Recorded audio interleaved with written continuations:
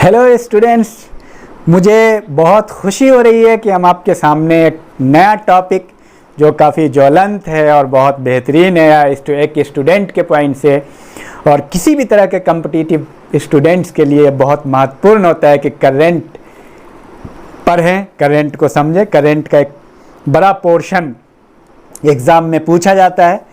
तो आप सबका स्वागत है इस सीरीज़ में और आज से आपको करंट भी आपको मिलेगा।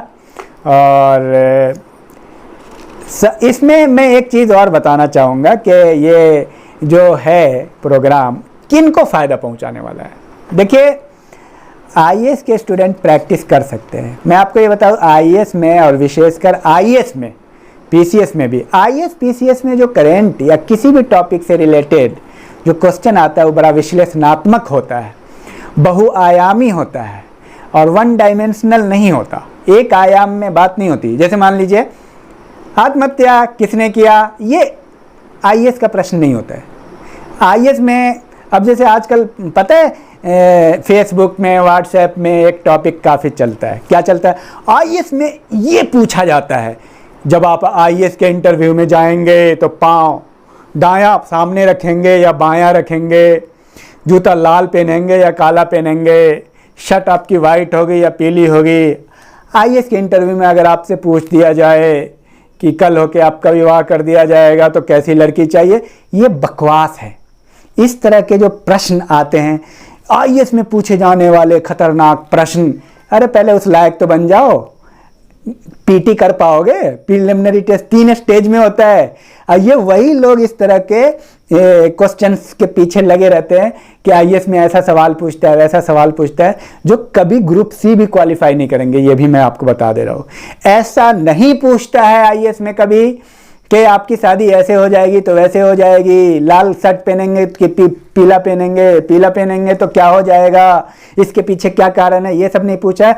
सोशल इशू पे आपसे बात करेगा, इकोनॉमिक इशू पे आपसे बात करेगा। आपसे मैंने आपको बात बताया ना कि जैसे हॉट टॉपिक है, सपोज के बात हो रही है कि सुसाइड की बात हो रही है, जैसे प्रोस्टिट्यूशन की बात हो रही है या मान लो रेप की बात हो रही है, तो मल्टी डायमेंशनल एस्पेक्ट पे बात करेगा वो आपसे ये नहीं बात करेगा कल बलात्कार की घटना कहाँ हुई थी, कितना परसेंटेज। वो आपसे बात करेगा उसके लिए सरकार ने क्या किया, आपको क्या पता है, सरकार के क्या क्या कार्यक्रम है बलात्कार को रोकने के लिए, आत्महत्या को रोकने के लिए सरकार, आत्महत्या का लीगल स्टेटस क्या है, आत्महत्या क्यों किया जा रहा है, क्या कारण है, क्या प्रभाव है, क्या समीक्षा करना है। और आप फेसबुक और व्हाट्सएप में क्या चल रहा है, आईएएस की तैयारी करें और लाल जूता पहन के जाएंगे कि पीला, आगे बढ़ेंगे तो पहले नमस्कार करेंगे कि सलाम करेंगे। ये इस तरह की बातें नहीं होती है। बिल्कुल आप नेचुरल रहें।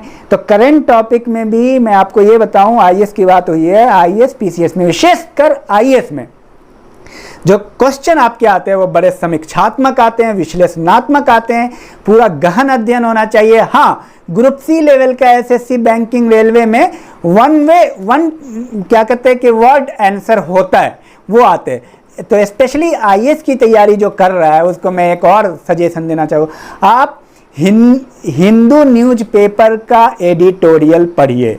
हिंदू न्यूज़पेपर का नाम अगर आपने सुना है, नहीं सुना है तो सुन लीजिए। और हिंदू करके एक न्यूज़पेपर आता है इंग्लिश में, उसका एडिटोरियल आपको पढ़ना पड़ेगा। आईएएस के लिए पढ़ना ही पड़ेगा, कोई और विकल्प नहीं है। हाँ, अगर कोई व्यक्ति इंग्लिश में नहीं पढ़ना चाह रहा है तो फिर और बेहतर विकल्प ढूंढना पड़ेगा। हम आपको बताएंगे, प्रतियोगिता दर्पण की समीक्षा पढ़िए और भी बहुत सारे क्या कह रहे कि न्यूज़पेपर है, जैसे राष्ट्रीय सहारा है, एक और है, मैं नाम भूल रहा हूँ, तो आप हमसे संपर्क कर लीजिएगा, मैं आपको बता दूंगा। वो विशेष करके आपको उसको पढ़ना पड़ेगा और एक ही आयाम में किसी टॉपिक को नहीं याद करना है, बहुआयामी। ये है आईएएस के लिए करंट का भी। चलिए, करंट तो बाकी जो विद्यार्थी हैं, पीसीएस हैं, बाकी ग्रुप सी है, रेलवे है, बैंकिंग है, एसएससी है, सीजीएल है, उनके लिए 100% बेनिफिशियल है, वो याद कर सकते हैं आराम से। आईएएस वाले एक नज़र देखेंगे, अच्छा है, आईएएस के लिए सफिशिएंट नहीं है, बट वो बेहतर है। एक बार वो उनके अंदर अंडरस्टैंडिंग आएगी, एक पॉइंट वो समझेंगे। लेकिन आईएएस को एक एक पॉइंट पे समीक्षात्मक रुक के आधा घंटा उस पर सोचना है। और एक और चीज़ मैं इसमें जो टाइम की बात आ गई है, प्रारंभ में मैं यही बताऊंगा आप लोगों को कि आप आधा घंटा टाइम दें, ज़्यादा टाइम देने की ज़रूरत नहीं है। आप करंट में सिर्फ आधा घंटा टाइम दें, और आईएएस की तैयारी कर रहे तो 1 घंटा टाइम दें। 1 घंटा टाइम किस बात के लिए देंगे? फैक्ट रटने के लिए नहीं, बहुआयामी अर्थों में उस विषय को समझने के लिए। कोई मुद्दा चल रहा है, जैसे मान लें भारत चीन का चल रहा है, भारत बांग्लादेश चल रहा है, भारत पाकिस्तान चल रहा है, भारत नेपाल रिलेशनशिप चल रहा है, अब इसको जानना है तो आईएएस को बहुत गहन अध्ययन चाहिए। अब आप अंदर इस पे आपका 5 दिन में पकड़ होना चाहिए। 5 दिन आप पढ़िए, 1-1 घंटा 2-2 घंटा, क्या है चीन और भारत रिलेशनशिप।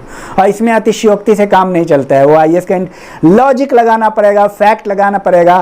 पूरा अब तक के इतिहास में चीन और भारत के क्या संबंध रहे हैं, उसके फैक्ट के साथ, लॉजिक के साथ तब सामने आ पाएंगे। वहाँ पे वो चीज़ें नहीं चलने वाली है जो आप दिमाग में कि ये नहीं चलेगा, इतना छोटा कि कौन सामान इस्तेमाल करेंगे तो नहीं करेंगे, तो ये है वो है। और कितनी बड़ी विडंबना है, आपने देखा है बहुत सारा जो लोग ये इस तरह से मतलब फैला रहे हैं, न्यूज़ चैनल वाले राष्ट्रवाद की बात कर रहे हैं, खुद ही वो वीवो का प्रचार कर रहे हैं, खुद ही वो क्या कह रहे हैं कि ओप्पो का प्रचार कर रहे हैं। तो इस तरह से आईएएस का इंटरव्यू नहीं होता है, आईएएस का एग्ज़ाम नहीं होता है, आईएएस का मेंस नहीं होता है। आईएएस के लिए आपको इसको खोलना पड़ेगा, यहाँ पे लॉजिक लाना पड़ेगा, और लॉजिक लाने के लिए पहले वहाँ से निकालना पड़ेगा आइटम। पता है ना कौन सा आइटम इसमें है, उस आइटम को। और दोनों में फ़र्क क्या है?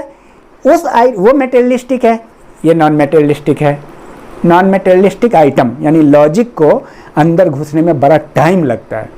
पता है आपको, लोग कहते हैं ना न्यूटन ने अपने दिमाग का बहुत कम इस्तेमाल किया था, शायद 5%। और दुनिया का अब तक के इतिहास में दुनिया का नंबर 1 साइंटिस्ट कौन है? न्यूटन। और आइंस्टीन का बाद में नाम है, लेकिन दुनिया में नंबर 1 पे उसका स्थान रखा गया है। पूरे ह्यूमन हिस्ट्री में नंबर 1 पे न्यूटन को रखा जाता है। क्यों? 5% दिमाग इस्तेमाल किया, लॉजिक का इस्तेमाल किया उसने, सिर्फ इतना सा। ठीक है, तो इतना सा लॉजिक आने के लिए कितना चाहिए, कितनी मेहनत चाहिए, कितना एनालिसिस चाहिए, कितना विश्लेषण चाहिए, कितनी समीक्षा चाहिए, सोच लीजिए। तो ये करंट, चूंकि इस पे हम बात कर रहे हैं आईएएस की, करंट है तो बहुत समीक्षात्मक चाहिए। यहां पे वो नहीं चलता है, नेताजी ने ये कह दिया तो ये वाला सही है। यहां पे लॉजिक चलेगा, फैक्ट चलेगा, फैक्ट से बात करना पड़ेगा आपको। ठीक है, विशेषकर आईएएस पीसीएस के लिए। तो चलिए हम शुरू करते हैं कुछ प्रश्नों को लेकर के। और आज मैं केंद्र सरकार की बात कर रहा हूं। तो भारत के प्रधानमंत्री कौन है? नरेंद्र मोदी। और आपको पता है नरेंद्र मोदी और किन किन मंत्रालय के प्रभारी हैं, तो ये जानना ज़रूरी है आपके लिए। तो भारत के माननीय प्रधानमंत्री नरेंद्र मोदी कार्मिक मंत्रालय, लोक शिकायत और पेंशन मंत्रालय के भी प्रभारी हैं। कार्मिक, लोक शिकायत, पेंशन। अब यही बात आपको किताब में लिखना है, कॉपी में लिखना है, आसानी से लिख लेंगे, बोर्ड पे लिखा होना जरूरी थोड़ी है। कार्मिक, अब किसी व्यक्ति को कार्मिक लिखने नहीं आ रहा है, तो कार्मिक लिखने नहीं आ रहा है तो 9th में हम क्या कर रहे थे, 10th में क्या कर रहे थे। और सपोज आपने अब तक नहीं किया तो आपसे एक आग्रह है, आप गलत लिखिए। जब आप गलत लिखेंगे तो आपको सही आ जाएगा लिखने। पहली बार में कोई सही नहीं लिख पाता है। जब आप बार बार गिरेंगे, क्रिकेट के मैदान में क्रिकेट खेलेंगे तो 0 पे भी आउट होंगे। जब आप आउट होंगे तो फिर खेलना सीख जाएंगे। अब आप चाहेंगे कि सामने लिखा हो एकदम साफ साफ लिखें आपको। जब आप एक बार गलत करेंगे ना तो वो क्वेश्चन तो आपको याद ही रह जाएगा। तो आप जब काम करते हैं, मेहनत करते हैं, ये भी आपको मैं बताना चाह रहा हूँ, तो आप ये मत समझिए कि हमेशा आप सही करने की कोशिश करें। आप गलत करेंगे, आप हारेंगे तो जरूर जीतेंगे। बार बार आप गिरेंगे तो फिर आप जीतेंगे, फिर खड़े होकर के। तो जब आपको सपोज आपको कार्मिक मंत्रालय नहीं लिखने आता है तो जैसे आता है लिखने वैसे लिखिए। इंग्लिश में लिखने आता है तो इंग्लिश में KARMIC लिख लीजिए। नॉलेज चाहिए, नॉलेज। तो कार्मिक जैसे आता है का, कर, का, र, म, ई, क, कार्मिक लिख लीजिए। जैसे लिखने आता है आप वैसे लिखें, धीरे धीरे आप में सुधार हो जाएगा। ऑप्शन के चक्कर में न रहें, स्क्रीन के चक्कर में न रहें। ज़्यादा कीमती चीज़ गाइड होता है। सबसे ज़्यादा कीमती चीज़ क्या होता है? गाइड होता है। किताब तो मिल जाती है 200 रुपये में, वही किताब 500 रुपये में पूरी इतिहास मिल जाएगी, पॉलिटिकल साइंस मिल जाएगी, 500 रुपये में 400 रुपये में नेट की मिलती है, लेकिन नेट की तैयारी करने के लिए लोग लाखों रुपया क्यों खर्च कर रहे हैं? कोई बताएगा मुझे? वही बात बता रहा है सामने वाला जो किताब में है लिखा हुआ। तो बताने वाला कीमती या किताब कीमती हो गई? किताब तो 300 रुपये की है, लिखावट की कीमत नहीं है, बताने वाले की कीमत है। तो यही मैं बताना चाह रहा था। चलिए, तो नरेंद्र मोदी के पास, माननीय प्रधानमंत्री नरेंद्र मोदी के पास कौन कौन सा अतिरिक्त मंत्रालय? कार्मिक, लोक शिकायत और पेंशन मंत्रालय, परमाणु ऊर्जा विभाग, अंतरिक्ष विभाग, ठीक है, ये सारे मंत्रालय नरेंद्र मोदी जी के पास है। आज सिर्फ 2-4 बिंदु पे बात करेंगे। और मानव संसाधन विकास मंत्रालय किसके पास है? आपके ही शहर के हैं, रमेश पोखरियाल निशंक। आता है प्रश्न ये सब, कौन मानव संसाधन मंत्रालय, कौन सा क्या कहते हैं, गृह मंत्री कौन है, रक्षा मंत्री कौन है। चलिए बात करते हैं, रक्षा मंत्री कौन है देश का। और 5 सेकंड का मैं टाइम भी दिया करूंगा और आप खुद से उत्तर, ऑप्शन नहीं देंगे, डायरेक्ट बिना ऑप्शन के आप उत्तर पे पहुंचेंगे तो आप 1 नंबर इंटेलिजेंट हैं, स्मार्ट हैं। तो रक्षा मंत्रालय किसके पास है? राजनाथ सिंह के पास। और गृह मंत्रालय, गृह मंत्री कौन है? तो गृह मंत्री कौन है? 5 सेकंड में सोच के बताइए आप। माननीय अमित शाह गृह मंत्री हैं भारत के। और बताइए कि नितिन जयराम गडकरी, यानी नितिन गडकरी क्या है? सुना है आप लोगों ने और पता भी होगा बहुत ज्यादा लोगों को। सड़क परिवहन और राजमार्ग मंत्री हैं, सूक्ष्म लघु और मध्यम उद्यम मंत्री भी हैं। चलिए 1-2 क्वेश्चन और देख लेते हैं। ये बताइए भारत की वित्त मंत्री कौन है?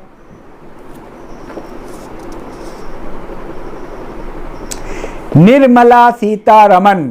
और एक और बात है, जो मैं आपको बीच में 5 सेकंड का टाइम देता हूं वो आपको कमेंट बॉक्स में उत्तर करने के लिए देते हैं।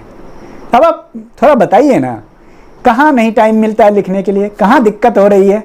निर्मला सीतारमण बोर्ड पे लिखा होना जरूरी है या सामने वाला समझाने वाला होना चाहिए? समझाने वाला बोर्ड के बाहर है। एक टीचर है, आप स्कूल जा रहे हैं पढ़ने, कॉलेज जा रहे हैं पढ़ने, टीचर नहीं आ रहा है, माइक से बोल रहा है ऑफिस से, वो पढ़ाई हुई क्या? फेक को समझिए, समझिए राज को, सामने वाले की जरूरत है। यूट्यूब भी उसे फॉल्स मानता है। यूट्यूब कहता है अगर तुम कोई काम कर रहे हो सामने आके करो। यूट्यूब उसे बहुत अच्छा नंबर नहीं देता, एक्सेलेंट उसे ही देता है जो सामने आके बात करता है। यूट्यूब पता है, यूट्यूब देख के सामने वाले का उनको ज्यादा बहुत रिमार्केबल नहीं मानता है। यूट्यूब उसको अच्छा मानता है जो सामने कुछ बात को समझाए, ठीक है। और कौन सा टीचर अच्छा होगा? आप ही खुद बताइए। आप एक मिनट बताइए कि एक बोर्ड है और बोर्ड पे रिफ्लेक्ट किया जा रहा है पीपीटी, पावर पॉइंट प्रेजेंटेशन, और बोला अगला क्वेश्चन, हाँ माननीय प्रधानमंत्री कौन है? वो तो बोर्ड पे लिखा हुआ वही बात वो बोल रहा है। समझाने वाला कीमती है। तो मुझे लग रहा है बहुत सारी बातें आपको समझ में आ रही है। चलिए next question, DV Sadananda Gowda को कौन सा मंत्रालय है, किस चीज के मंत्री है? 5 सेकंड में आप उत्तर करें। रसायन और उर्वरक मंत्री। और एक और मैं बहुत महत्वपूर्ण प्रश्न है, चूंकि काफी महत्वपूर्ण व्यक्ति हैं, रामविलास पासवान। रामविलास पासवान केंद्रीय मंत्री हैं और ये इनको कौन सा विभाग मिला हुआ है? उपभोक्ता मामले के मंत्री हैं रामविलास पासवान। खाद्य और सार्वजनिक वित्त मंत्री हैं रामविलास पासवान। पता है आपको, बिहार के हाजीपुर क्षेत्र से जीतते हैं। ये सब भी आपको पता होना चाहिए। एक बिंदु नहीं रट लिया, कौन कहां से है, किस राज्य से है। चलिए तो धीरे धीरे हम लोग सब जान जाएंगे। और बताइए रविशंकर प्रसाद को कौन सा मंत्रालय है? 5 सेकंड में कमेंट बॉक्स में उत्तर करें। और जब आप पूरा देख लेंगे, लिख लेंगे तो फिर सुन करके उत्तर करेंगे। विधि और न्याय मंत्री हैं, संचार मंत्री हैं, इलेक्ट्रॉनिक और सूचना प्रौद्योगिकी मंत्री हैं। और बताइए स्मृति जुबिन ईरानी, ये इनको कौन सा मंत्रालय मिला हुआ है? 5 सेकंड में उत्तर करें कमेंट बॉक्स में। महिला एवं बाल विकास मंत्रालय स्मृति ईरानी को मिला हुआ है। और वन लास्ट, ये थोड़ा महत्वपूर्ण मंत्रालय को हमने आज देखा है और ये चलता रहेगा। इसमें कोई आपको ये बताया कि करंट का कोई सीमा नहीं है, अनलिमिटेड है। प्रकाश जावड़ेकर को कौन सा मंत्रालय मिला हुआ है? 5 सेकंड में कमेंट बॉक्स में उत्तर करें। अगली बार आप उत्तर करेंगे नहीं होगा तो याद करके करेंगे उत्तर, बार बार सुनेंगे और समझेंगे, आपके दिमाग में आना चाहिए। यहां सबसे ज्यादा भरोसा किस पे करना है आपको? इस पे। प्रकाश जावड़ेकर है पर्यावरण मंत्री, वन और जलवायु परिवर्तन मंत्री, पर्यावरण वन जलवायु परिवर्तन मंत्री हैं। और सूचना प्रसारण मंत्री भी हैं, ठीक है। भारी उद्योग और लोक उद्यम मंत्री भी हैं। तो सूचना प्रसारण मंत्री और वन एवं पर्यावरण मंत्री हैं प्रकाश जावड़ेकर। तो पता है कैसे करंट को पढ़ना है। तो करंट पर आपको पूरा फोकस करने के लिए दिमाग एकदम खुला रखना है। और आपको इसी के साथ बहुत बहुत शुभकामनाएं। बहुत अच्छा एक सीरीज शुरू हुआ है और आप लोग काफ़ी प्रतिभाग करें, ज़्यादा से ज़्यादा विद्यार्थियों को शेयर करें, लाइक कमेंट करना ना भूलें और मुझे सुझाव भी दें। आप ज़्यादा से ज़्यादा सुझाव दें। हम क्या करें, हम बेहतर करना चाहते हैं, हम आपके लिए करना चाहते हैं। हम चाहते हैं आप पढ़ें, आप एक अच्छे तरीके से एक अच्छे प्लेटफॉर्म पे अच्छी चीज़ आप सीखें। चलिए, थैंक यू बहुत बहुत।